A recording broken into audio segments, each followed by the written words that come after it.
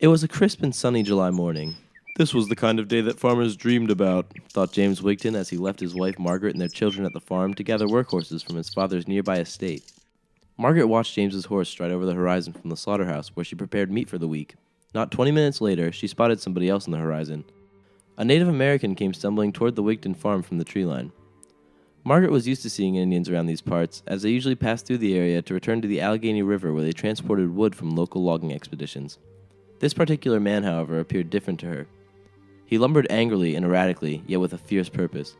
She watched as he came nearer and nearer to the farm, eventually spotting movement in the slaughterhouse windows, changing his course to a direct path in Margaret's direction. Margaret's heart raced. He stopped at the door to the outbuilding, and Margaret held her breath before the silence was broken by 3 loud knocks. "Let me in," shouted the Indian through the wooden barrier separating them. "Why?" Margaret inquired. "I wish to borrow an axe," asked the Indian. Margaret was wary, but a trusting woman nonetheless. Perhaps too trusting, she thought as she opened the door. There stood a grizzled-looking Native American, with straight black hair cascading down to his shoulders. "An axe," he repeated. Margaret smelled alcohol in his breath, and she could tell by the look on his eyes that he was tired and unstable. Margaret was halfway through explaining to the Indian that there was no axe in the slaughterhouse when he forced his way into the outbuilding. He reached for a knife, and before Mrs. Wigton could react, slashed her once upon her upper arm. Blood spurted from her now shredded bicep, dripping heavily on the floor. The Indian wound up with the knife again, but this time Margaret was ready. Using her intact arm, she beat the Indian off of her and rushed through the doorway to escape her attacker. She was nearly 10 steps from the slaughterhouse, running in the blistering midsummer sun, before she was nailed in the head with a blunt object, knocking her to the ground. She rolled over to see the Indian holding a large stick, as long and thick as a club. "Please," she begged.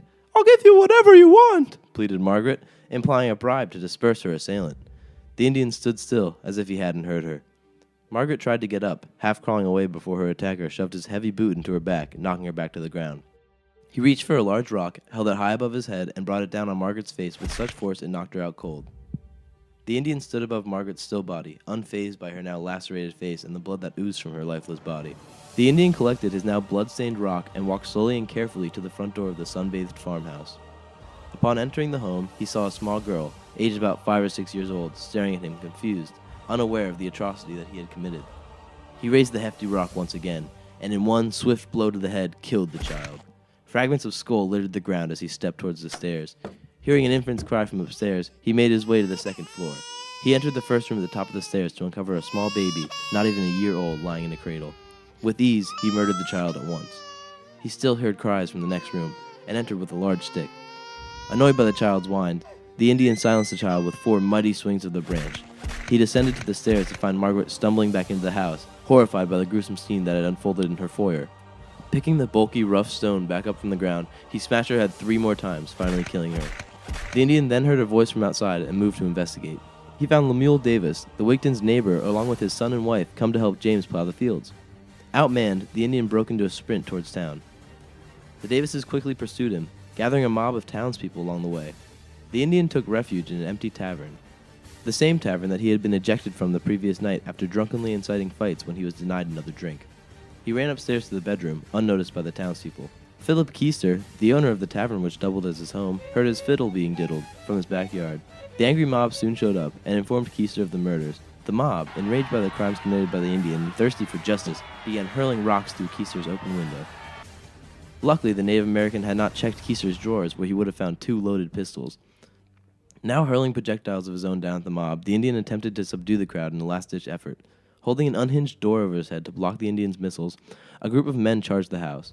Stones and debris ricocheted off the makeshift shield as the men made their way into the room where the Indian had taken refuge. As they entered the room, they quickly overran the Indian and tied him up with bed cords, with little to no fight.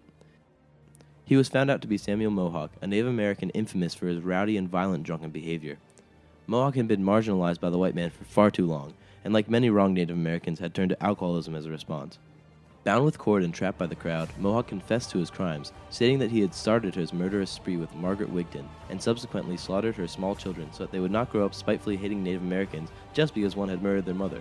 Samuel Mohawk was tried and hanged privately in a prison yard 7 months later. James Wigton, a witness to the execution by request.